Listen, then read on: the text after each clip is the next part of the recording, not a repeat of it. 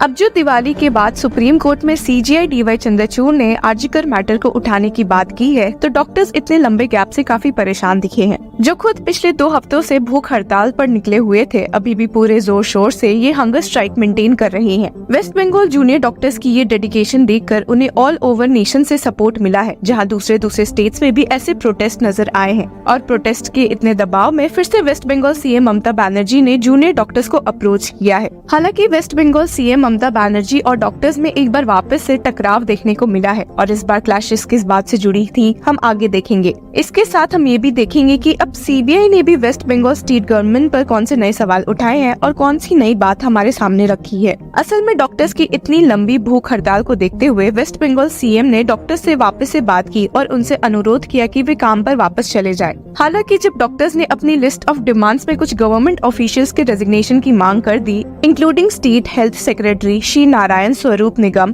तो waste Bengal CM भड़की हुई दिखी और उल्टा जवाब देते हुए कह दिया कि I can't accept this demand, the government will not function as per random demands, we will definitely probe upon receiving specific complaints of corruption. लेकिन डॉक्टर्स ने भी हार नहीं मानी और रेजिग्नेशन की बात में ऐड किया कि अब उनके टेन्योर में ही एक मेडिकल स्टूडेंट के साथ इतना बुरा हाल हुआ है, तो उनके रेजिग्नेशन की डिमांड वैलिड है। लेकिन इस पॉइंट से वेस्ट बंगाल सीएम बिल्कुल भी अग्री करते नहीं दिखी और वापस से भड़कते हुए कह दिया, How can you demand sacking of all members of a department altogether? Will you decide which government officer will be posted or not? Let the investigation be over. मामला यहाँ शांत होता कि डॉक्टर्स ने वापस से ऐलान कर दिया कि 22 अक्टूबर तक अगर वेस्ट बंगाल स्टेट गवर्नमेंट उनकी सारी डिमांड्स पूरी नहीं करती है, तो वे वापस से स्ट्राइक पर चले जाएंगे, जिसमें सारे डॉक्टर्स मौजूद होंगे, जूनियर से लेकर सीनियर्स और गवर्नमेंट से लेकर प्राइवेट तक। इसी के बीच में वेस्ट बंगाल सीएम ने डॉक्टर्स को डिस्कशन के लिए 21 अक्टूबर को वापस से बुलाया है। तो देखते हैं कि क्या डॉक्टर्स की डिमांड पूरी होती है या उन्हें अंत में प्रोटेस्ट पर ही उतरना पड़ेगा।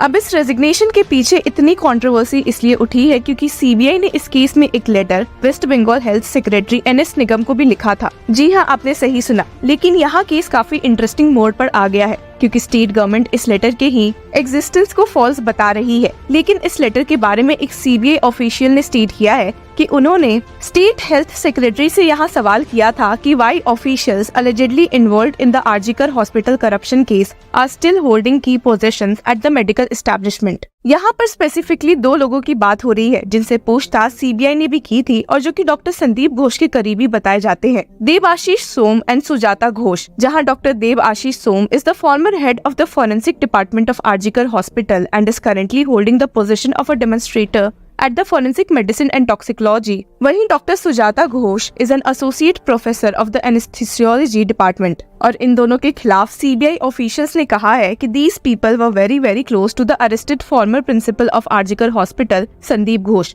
There is evidence of that। अब जहाँ स्टेट गवर्नमेंट ने कहा है कि उन्हें ऐसा कोई लेटर नहीं मिला है, वहीं उन्होंने ये भी ऐड किया कि सीबीआई उन्हें गवर्नमेंट एम्प्लॉइज के खिलाफ डिपार्टमेंटल एक्शंस लेने के लिए मजबूर नहीं कर सकती है। इन्हीं बातों के साथ सीबीआई ने अभी कुछ दिन पहले ही कोर्ट में बड़ा दावा किया है कि वे संजय रॉय से जुड़े अभी भी एविडेंसेस कलेक्ट करने में लगे हैं and had stated further an in depth investigation is being carried out to collect evidence on the aspect of abetment conspiracy harboring the accused Sanjay Roy in the commission of this gruesome rape and murder। ये सब CBI ने तब submit किया था जब वे doctor Sandeep Ghosh और Abhijit model की judicial custody को एक्सटेंड करवाने की मांग कर रहे थे, जिससे कोर्ट ने अग्री करते हुए उन्हें 4 नवंबर तक के लिए अंदर रखा है। जिसके साथ ही सीबीआई ने फर्दर कोर्ट को बताया कि कैसे दोनों के खिलाफ एविडेंसेस को बर्बाद और ऑल्टर करने का प्रूफ भी मिला है and had stated that the extraction of data of mobile phones of both the accused persons has been received from CFSL, Kolkata, and the same has been scrutinized. It is clear from a number of calls that the accused persons wanted to hush up the incident, as there are a number of recorded incriminating calls as well as videos in the extracted data. Verification investigation on the content of the telephonic versions with other witnesses and B parties is continuing, and after their examination, further interrogation of accused Abhijit Mondal and Sandeep Ghosh may be required.